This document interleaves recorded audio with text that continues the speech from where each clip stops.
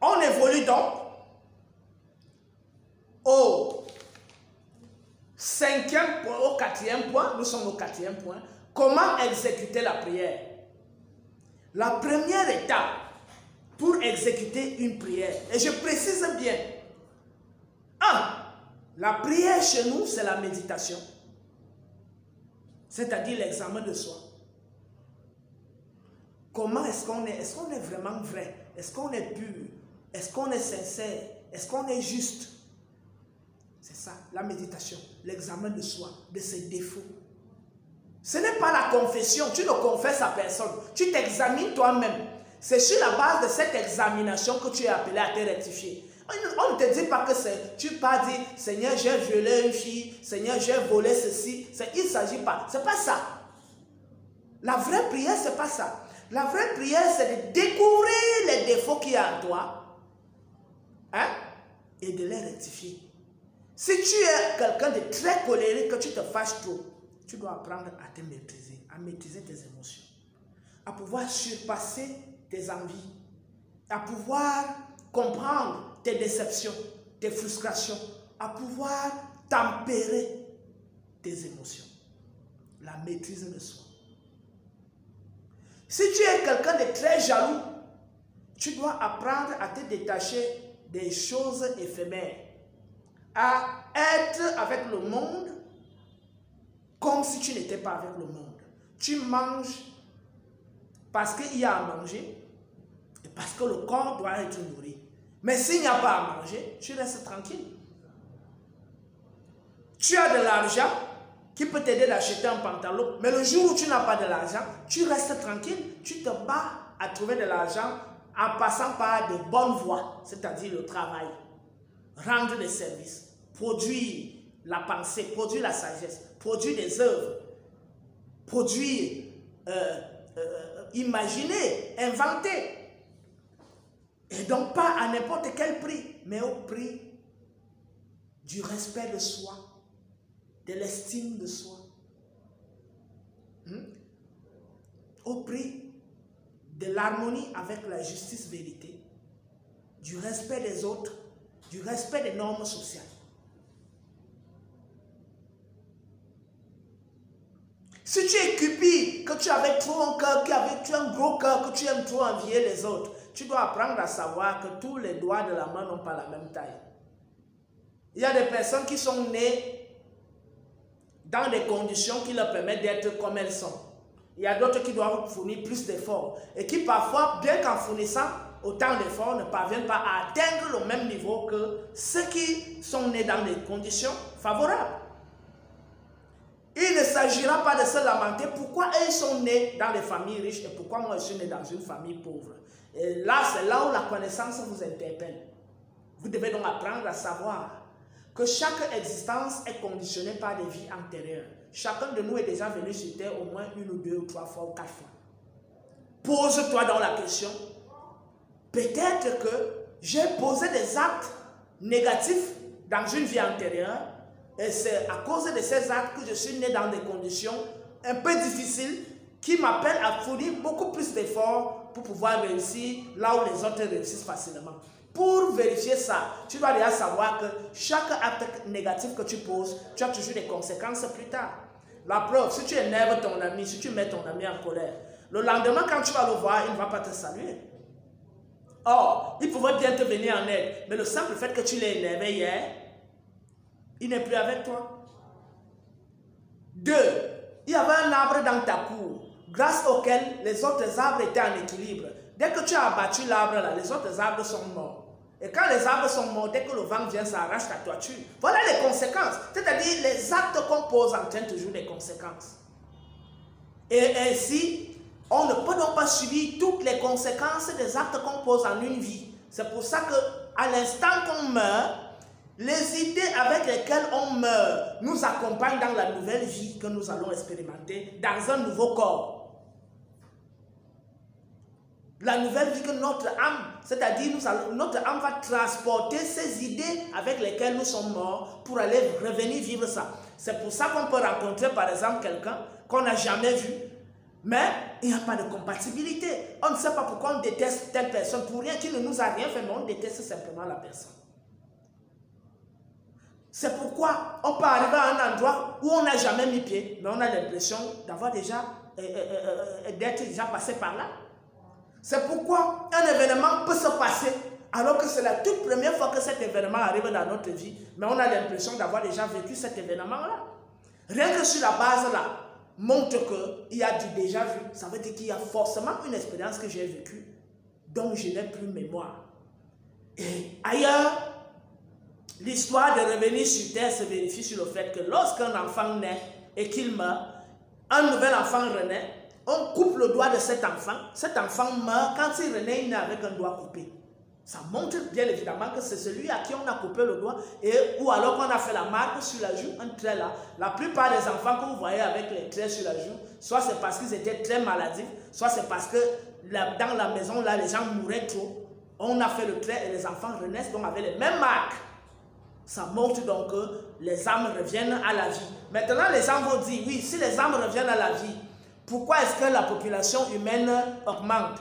Parce que le nombre d'hommes au départ devait être exactement le même aujourd'hui. Mais je rappelle que le nombre d'âmes dans l'univers est tellement innombrable que les âmes qui s'incarnent sur Terre sont minimes. L'univers est plus grand que la Terre. Vous savez qu'il y a combien d'âmes qui remplissent l'univers? Des milliards et des milliards d'âmes. Des milliards d'âmes. Donc il n'y a que très peu d'âmes qui s'incarnent sur Terre. Et d'autres âmes vivent d'autres réalités dans d'autres sphères, dans d'autres planètes. Donc la question de la multiplication de la population sur Terre, la Terre qui n'est qu'un grain de sable dans l'univers, est maintenant explicitée. Je continue donc en disant que lorsque la prière est exécutée, après avoir expliqué tout ce que j'ai expliqué, la prière doit commencer à être exécutée par l'examen de soi, la méditation. Et cette méditation nous oblige à parvenir à nous dépouiller de toutes les mauvaises pensées, de tous les mauvais sentiments que nous avons, de toutes les mauvaises tendances, ou tout au moins à les maîtriser, Même si on ne peut pas tout dépouiller, mais on apprend à les maîtriser. Quand on va vers la divinité, il faut être équilibré. Il faut avoir une conscience pure, il faut avoir des émotions équilibrées, il faut avoir un cœur pur. Il faut avoir aussi un corps pur. Donc, la méditation consiste à découvrir les défauts que nous avons en nous. Après donc avoir médité et s'être rassuré qu'on est en accord avec la vérité et la justice, qu'on pratique la justice, qu'on dit la vérité, qu'on pense juste et qu'on agit juste. En ce moment, on peut donc s'engager à aller s'adresser à la divinité. Deuxième point, purification du corps. On ne s'adresse pas à la divinité étant sale. Au moins les musulmans, bon, même comme ils rincent la bouche, ils rincent les aisselles, ils rincent le sexe, il faut laver tout le corps. Il faut plonger dans l'eau pure, il faut se baigner. Et le bon bain pour la bonne prière, c'est entre 3h et 9h. Tu prends un bon bain à l'heure là. Tu te mets en phase avec l'eau, tu te mets en phase avec l'air, tu te mets en phase avec le feu qui est en toi et la terre qui est en toi. Tu t'équilibres et là maintenant, tu peux commencer la prière. Donc, il y a d'abord l'accord avec la vérité et la justice. Deuxième étape, purification du corps. Troisième étape, c'est même la troisième étape, ce sont les postures. Quand on veut prier, on se place comment? Quelles sont les diverses postures qu'on doit prendre? Et les postures, en réalité, sont orientées vers l'épaule. Lorsque, par exemple, on veut tourner pour former un cercle, c'est-à-dire entraîner le vent autour de nous, c'est un ensemble de postures, c'est une sorte de danse spirituelle. Quand on est en train d'entrer en phase avec la divinité. La meilleure tenue, c'est de la droite vers la gauche, dans le sens contraire des aiguilles d'une montre. On tourne. Et là, on accompagne le mouvement du vent. Maintenant, l'autre posture, c'est est, sud, ouest, nord. Est, sud, ouest, nord. Voilà les vraies postures qu'il faut prendre. C'est-à-dire quoi? En matinée, entre 3h et 9h, on s'adresse face au soleil. La nuit, entre 19h et minuit, on regarde vers le sud. Vers le sud. Donc, le matin, entre 3h et 9h, on regarde vers l'est et vers le sud. Le soir, de 19h à minuit, on regarde du sud vers l'ouest. Et de minuit à 3h, on regarde de l'ouest vers le nord. Et à partir de 3h maintenant, on recommence à regarder vers l'est. C'est comme ça, on tourne comme ça. Et vous allez vous rendre compte qu'à partir de 19h, entre 19h et minuit, quand vous vous placez dehors, vous regardez vers le sud, vous allez sentir un souffle qui vient de là-bas et qui vous vivifie, qui vous anime. Pour ceux qui font des expériences pratiques. Ça veut dire quoi? Quand tu sors à l'heure là, tu adresses la prière à deux réalités. Tu adresses la prière au vent et tu adresses la prière à la lune. Vers le sud, tu reçois le vent du soir. Je veux dire, vers le soir, entre 19h et minuit, tu reçois le vent du soir qui vient du sud. Pendant la lune, les postures, on fixe la lune. Si c'est la pleine lune, on fixe la lune. Si c'est la moitié de lune, on fixe la lune. Si c'est le quartier de lune, si c'est la lune ovale, on fixe la lune. Donc, quand on s'adresse aux astres, on fixe les astres.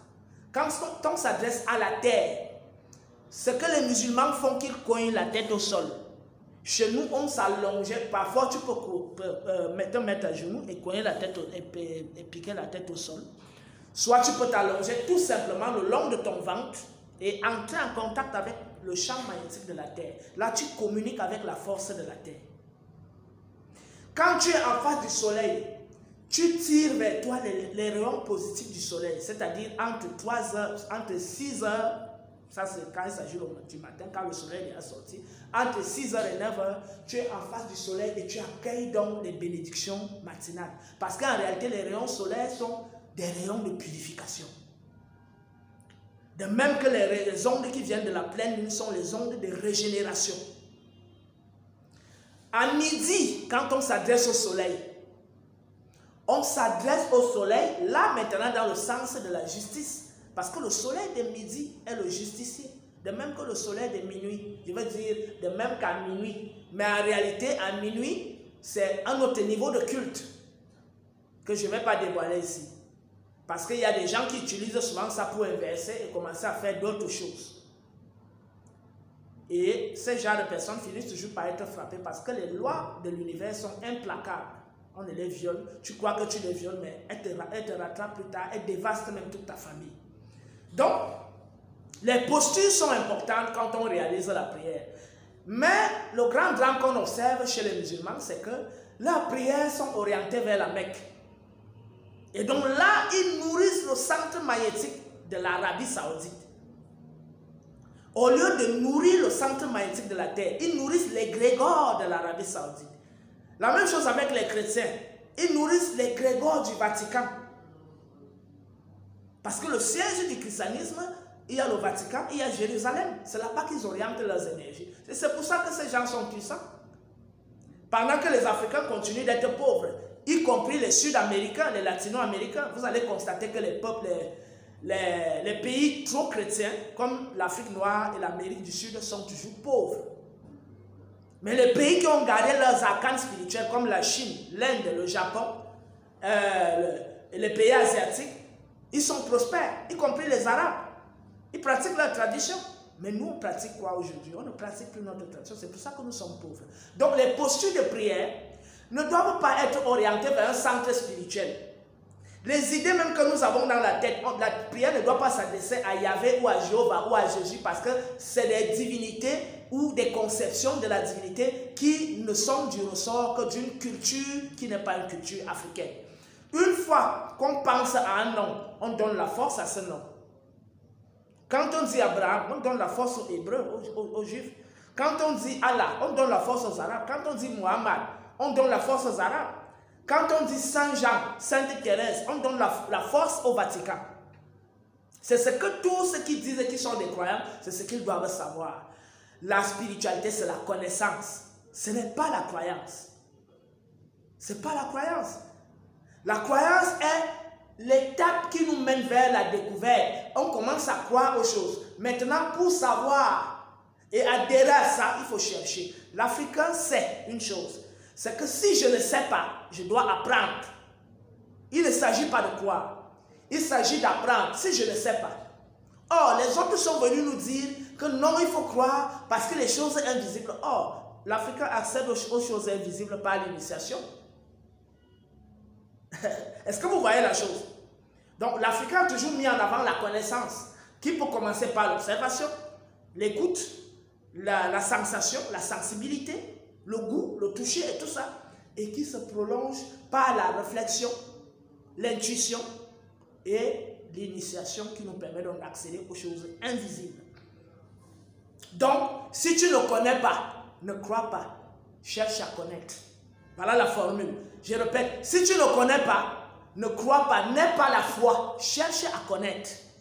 Parce que lorsque tu auras connu, lorsque tu auras découvert, tu vas devenir un mathématicien. C'est-à-dire, on dit, trace une droite du point A au point B, tu traces même étant aveugle, tu mets seulement comme ça, tu sais que le résultat est là, tu ne doutes, tu n'es plus dans le doute. Oh, celui qui a la foi, hein, il est dans le flou.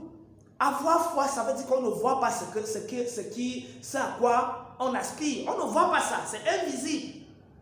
On espère, parce que foi implique espoir, espérance. Hein? Or, celui qui connaît n'espère pas. Il sait.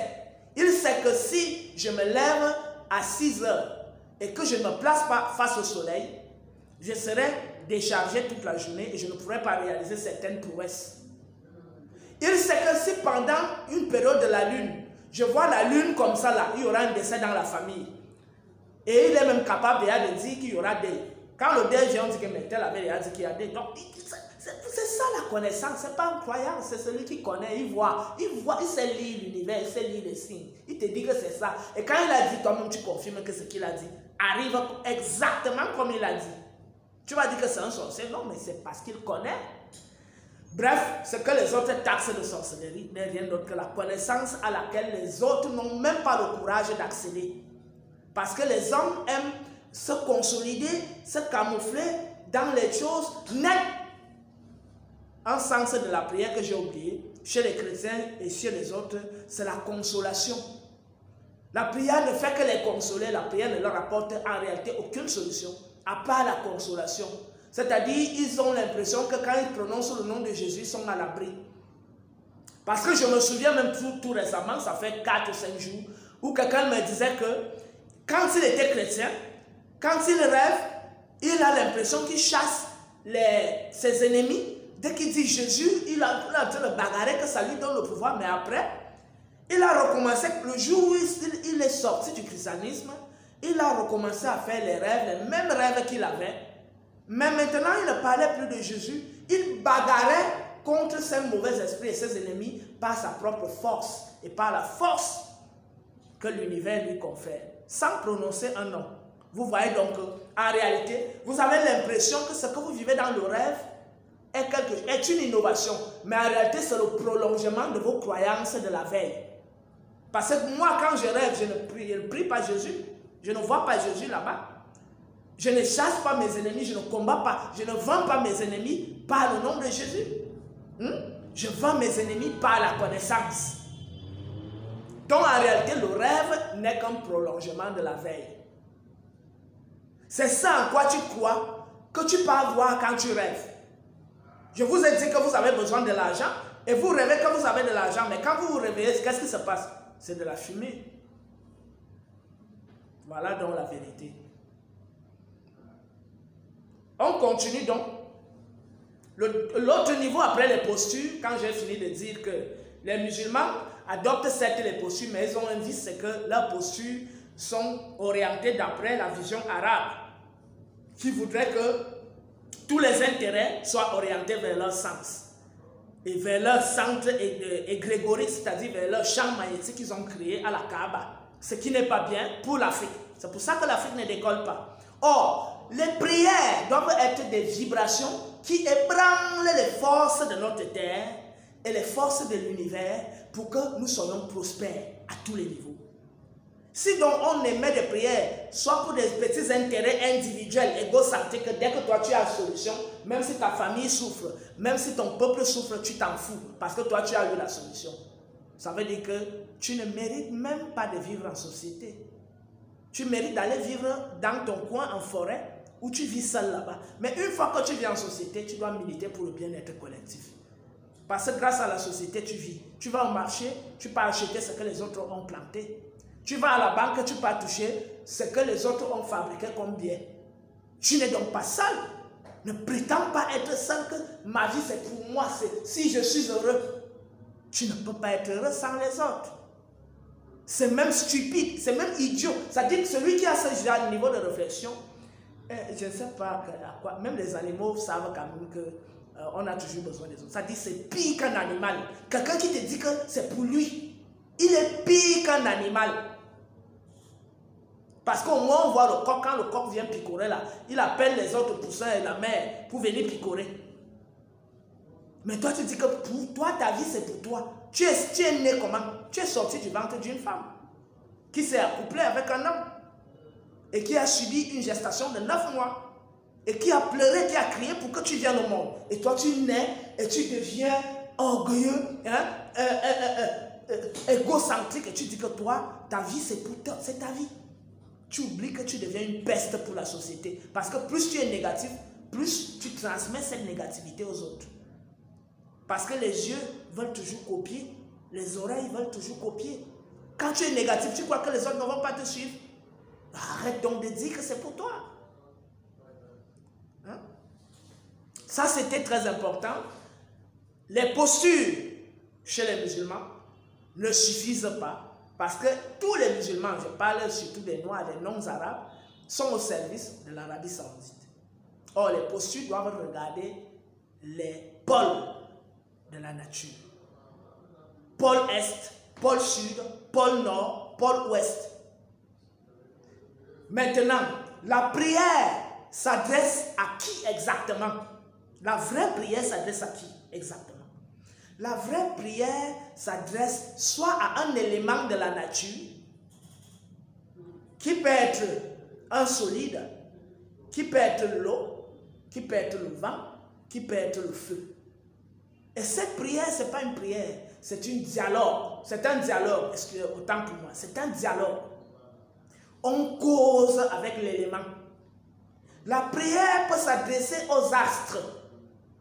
On s'adresse à une planète, la Terre, qui est notre mère, qui produit tout. On s'adresse à la Terre. La prière peut être adressée à la Lune.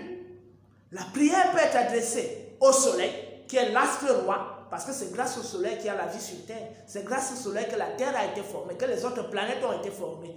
Aujourd'hui, ce n'est plus un débat. Pour ceux qui continuent de croire que c'est Dieu qui a fabriqué la Terre, qui a fait comme ça et tout ça, non. Aujourd'hui, on démontre que c'est l'astre roi qui est un esprit. Le Soleil est un esprit. C'est le Soleil qui a donné la forme aux autres planètes. Le Soleil que vous voyez là, c'est une grande caméra. Tout ce que vous faites, le Soleil voit et enregistre. Quand vous mourrez, vous revoyez ça dans un système de miroitement. Parce qu'il y a un soleil en vous. Et le soleil de l'univers projette vers vous tout ce que vous avez vécu. Tout ce que vous avez fait. Donc le soleil filme tout. Deuxième caractéristique du soleil, le soleil est un juge. Le soleil tranche les affaires. Adressez des propos au soleil pour quelqu'un qui vous a fait du mal en utilisant quelques ingrédients comme le ndon, c'est-à-dire ce qu'on pourrait qualifier de jujube de Guinée qui pique là. Quelques grains, 9 pour un homme, 7 pour une femme. Vous marchez pour vous adresser au soleil à midi pile. Vous allez voir les jeux qui vont suivre, ce qui va arriver. Mais si vous l'accusez à tort, ça revient sur vous. C'est pour ça qu'il faut être sûr que vous êtes dans la vérité. Donc le soleil est un juge, le soleil est une caméra, un enregistreur. Et le soleil est un vivificateur, c'est lui qui donne la vie, c'est lui qui donne la force, c'est lui qui donne l'énergie. Le soleil est aussi un transformateur, c'est lui qui transforme. Donc c'est un esprit. Ce que vous voyez là, ce n'est pas une boule de feu, c'est un esprit. Là, je vous parle en tant qu'initié. Quand j'ai dit ça, pareil pour la Lune, je ne vais pas entrer dans les détails sur les astres, décrire ce que la Lune est, ce que Jupiter est, tout ça, ça va nous prendre assez de temps. Peut-être dans d'autres vidéos, je vais prendre le temps pour décrire cela. Donc la prière est adressée soit aux éléments, soit aux astres, soit aux planètes. Maintenant, le dernier niveau de prière est adressé au grand esprit qui fait vibrer l'univers. Au grand esprit, c'est-à-dire la force cosmique qui fait vibrer l'univers. Cette force invisible. Et cette force invisible repose dans le jugement qui est dans notre cœur, dans notre conscience. Quand ta conscience est pure, équilibrée, en harmonie avec la vérité et justice, quand ton cœur est pur, équilibré, en harmonie avec la vérité et justice, les paroles que tu émets font vibrer le grand esprit de l'univers et ce grand esprit te retourne la justice que tu produis, la vérité que tu produis et tu prospères. Donc c'est le dernier niveau de prière.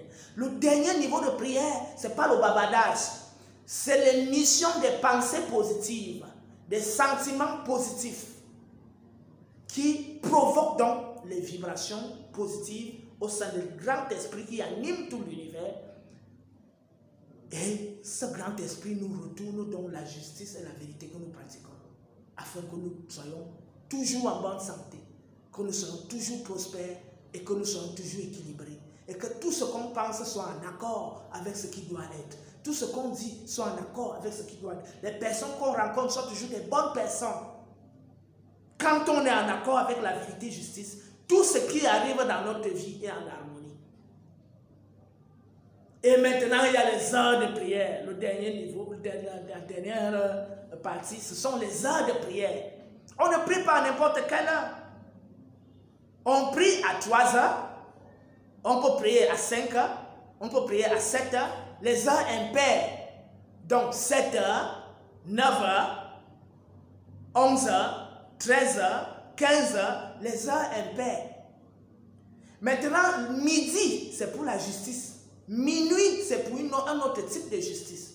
Donc, on prie en suivant des heures. Donc, quand vous avez compris ça, c'est déjà une bonne chose. Je voudrais donc préciser que le grand sage de Kemet, qu'on a appelé le grand prêtre Ani, qui a vécu autour de 1400 avant l'ère actuelle, c'est-à-dire si on ajoute 2022, ça fait 3422 ans qu'il a vécu. Voici ce qu'il dit. Et c'est lui qui est l'auteur du chapitre 125 du livre de Sortir à la lumière, qu'on a appelé en d'autres termes le livre des morts des anciens Égyptiens. C'est aussi lui qui est l'auteur du chapitre 17 du livre de Sortir à la lumière, qui est le livre qu'on appelle, que les Allemands ont appelé le livre des morts des anciens Égyptiens. Et ces chapitres que je viens de vous citer, chapitre 17 et chapitre 125, c'est des chapitres extrêmement profonds et hautement initiatiques. Donc c'était un initié de haut volt. C'était un initié, je ne sais pas si ça existe même encore sur Terre aujourd'hui, même en Orient, je ne sais pas si on peut encore trouver ce niveau d'initié. Voici donc ce que Ani dit. Il dit ceci. Il dit, dans le livre de sagesse d'Ani, dans son livre de sagesse, il dit, accomplis la coutume toujours. Ça veut dire que chaque individu doit pratiquer la coutume de son peuple. Accomplis la coutume toujours. Au chapitre 11, qu'est-ce qu'il dit? Il dit, ne crie pas dans le temple du Dieu. Il a horreur des cris. Quand tu as médité de ton cœur, c'est-à-dire quand tu as prié, dans ton cœur aimant, dont toutes les paroles sont cachées, parce que les paroles, les émotions, les sentiments du cœur sont cachés. Il satisfait tes besoins, il entend ce que tu dis, il agrée ton offrande, c'est-à-dire il agrée le don de ton cœur, c'est-à-dire le don de l'état du cœur de ton cœur. Ça veut dire quoi? Quand tu vas vers la divinité, il faut aller vers la divinité avec un cœur pur, avec une conscience pure, avec un corps pur. Après avoir fait l'exercice de méditation et après avoir fait les bains de purification. Et il nous exige aussi d'utiliser l'encens, parce que c'est l'encens qui est le grand messager. L'encens est le symbole du vent, parce que la propriété du vent, c'est de transmettre l'information, c'est de transporter l'information. Donc l'encens dans la prière est aussi important, dans l'exercice de la prière est aussi important. Voilà donc ce qu'il fallait dire ce soir, en montrant déjà que la prière n'implique pas les paroles, la prononciation des paroles, mais c'est le cœur et la pensée qui s'adressent à la divinité dans le silence. Je reprends ce que le grand prêtre dit. N'écris pas dans le temple du Dieu. Il a horreur des cris. Quand tu as médité, c'est-à-dire prié, dans ton cœur aimant, dont toutes les paroles sont cachées, il satisfait tes besoins, il entend ce que tu dis, il agrée ton offrande. C'est ton cœur qui parle à la divinité cachée. Parce que les paroles du cœur sont cachées et parce que la divinité est cachée. Voilà donc ce que je pouvais dire ce soir sur la prière. Hotep à tous les frères, je vous reviendrai très bientôt. Soyez massivement abonnés à cette chaîne de sagesse afin que la renaissance africaine aille de l'avant. Hotep, nous irons de l'avant, nous vaincrons et l'Afrique va rayonner à nouveau. Hotep à tout le monde. Bonsoir à tout le monde. Je vous aime bien.